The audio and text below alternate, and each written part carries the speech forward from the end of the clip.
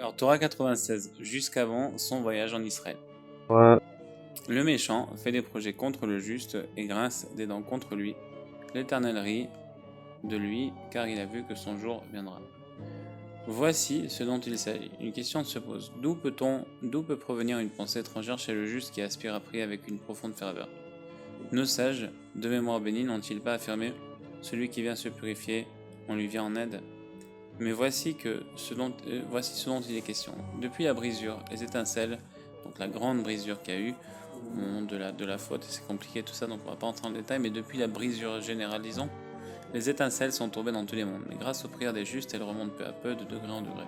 Ainsi, lorsqu'un juste s'apprête à prier et se rattache à une vertu ou un trait de caractère à un moment précis, il est atteint par une pensée étrangère relative à cette même vertu. Ensuite, lorsqu'il parvient à un niveau supérieur, c'est une pensée étrangère relative à la vertu où il se trouve à présent qu'il atteint. Le juste doit savoir de telle vertu et de quelle vertu et de quel monde provient cette pensée étrangère.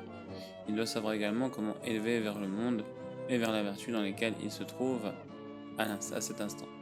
Il arrive parfois que le juste veuille l'élever, mais qu'il n'y parvienne pas pour la raison suivante: la pensée étrangère qu'il a atteinte provient d'un degré élevé auquel il n'a pas accédé.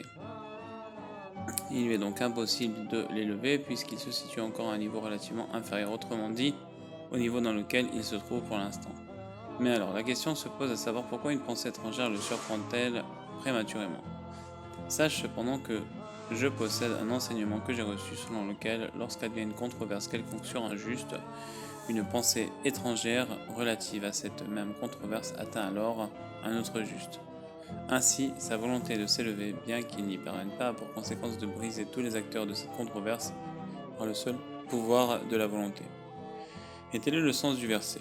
Le méchant projette, il s'agit de la pensée étrangère contre le juste et grince les dents contre lui, c'est-à-dire qu'il, le juste, souhaite l'élever. L'Éternel rit de lui car il a vu que son jour viendra. Autrement dit, il a vu qu'il n'est pas encore parvenu au niveau de cette pensée étrangère. Mais d'où a pu lui venir cette pensée étrangère? C'est ce que le verset explique. Les méchants ont tiré l'épée.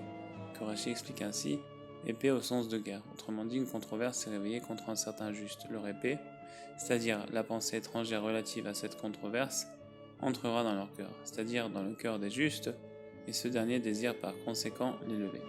La force de cette volonté permet de faire en sorte que leurs arcs se briseront, c'est-à-dire la controverse. Baruch Adonai l'olam, Amen ve'Amen.